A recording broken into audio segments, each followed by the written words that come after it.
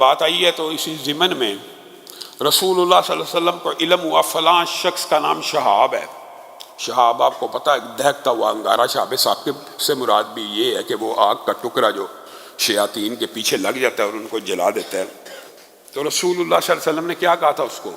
لا، رسول اللہ صلی اللہ علیہ وسلم کو پتہ لگا اس کو لوگ شہاب کہتے ہیں اور اس کا نام شہاب رکھا ہوا ہے، بل انت ہشام، آج کے بعد تیرا نام میں ہشام رکھتا ہوں، یعنی بہت بڑا سخی، اور تو شہاب نام رکھتا۔ گویا رسول اللہ صلی اللہ علیہ وسلم نے جو بھی نام کبھی بھی آپ کی زندگی میں آپ کے سامنے ایسا آیا کہ جس کے معنی اور مفہوم آپ کو پسند نہ آئے ہوں یا خلاف شریعت ہوں، آپ نے اس نام کو بدل دیا۔ حتیٰ کہ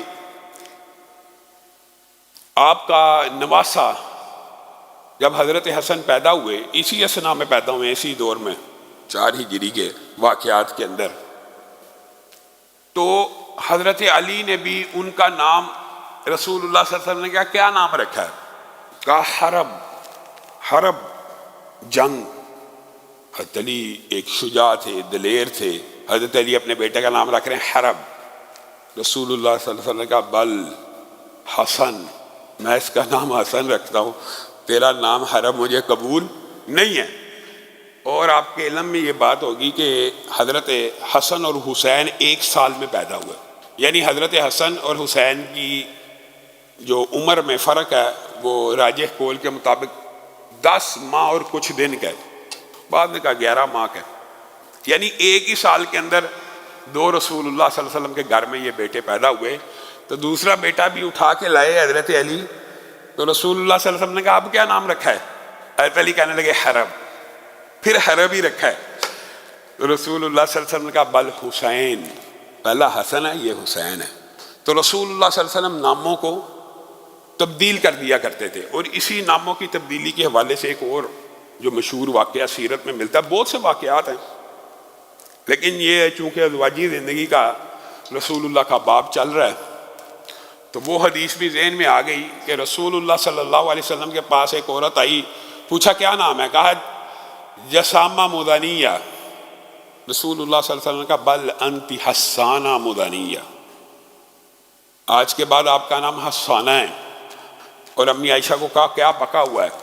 گوشت پکا ہوا تھا۔ یہ رسول اللہ صلی اللہ علیہ وسلم کی میزبانی کی اور اپنے خاندان سے، اپنی بیویوں سے وفا کا بھی ایک بہت بڑا واقعہ ہے۔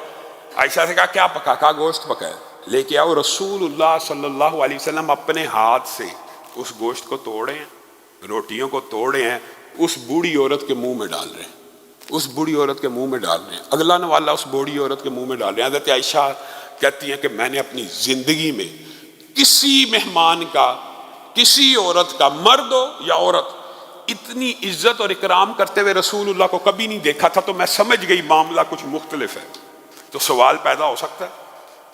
امی عائشہ کہتی ہیں میں نے پھر رسول اللہ سے پوچھ ہی لیا کہ اللہ کے رسول یہ جو آج آپ نے سارا معاملہ کیا میزبانی کا، آج سے پہلے کبھی دیکھا نہیں ہے۔ تو رسول اللہ کہنے لگے عائشہ یہ وہ عورت ہے کہ جب میری بیوی خدیجہ زندہ ہوا کرتی تھی یہ ان دنوں میں میرے گھر آیا کرتی تھی۔ بس یہ تعلق ہے کہ میری بیوی خدیجہ جب زندہ تھی تو یہ خدیجہ کے پاس آیا کرتی تھی، اس خدیجہ کے اکرام اور اس خدیجہ کی سہیلی ہونے کی وجہ سے میں نے یہ اس کو عزت دیا کہ میں نوالا توڑوں، میں گوشت توڑوں اور اس بڑھیا کے منہ میں ڈالوں۔ یہ رسول اللہ صلی اللہ علیہ وسلم کی میزبانی اور اخلاق بھی ہے، اور اپنی پہلی بیوی سے وفا کا بھی ایک انداز ہے۔ اور حضرت عائشہ کی متعدد احادیث آپ نے اس حوالے سے سنی ہوئی ہیں کہ زندہ بیویوں کے اوپر مجھے کبھی اتنی غیرت نہیں آئی جتنی ماں خدیجہ کے اوپر آیا کرتی تھی کہ رسول اللہ صلی اللہ علیہ وسلم زندگی کے ہر لمحے میں، ہر سال میں، ہر ماہ میں انہی کو یاد کیا کرتے تھے۔ تو بالآخر ایک دن میرے منہ سے یہ بات نکل گئی ہے اللہ کے رسول وہ ایک بڑھیا عورت تھی، ایک بزرگ عورت تھی، اللہ تعالیٰ نے اس کے بدلے آپ کو جوان جوان بیویاں عطا کر دی ہیں، آج بھی آپ اس کو یاد کرتے ہیں۔ تو کہا رسول اللہ صلی اللہ علیہ وسلم زندگی کے شب و روز آپ کے ساتھ گزرے، آپ غصے میں نہیں تھے آتے، لیکن اس دن آپ کا لہجہ بدل گیا اور کہنے لگے عائشہ تجھے کیا پتا خدیجہ کیا ہے؟ تجھے کیا پتا خدیجہ کون تھی؟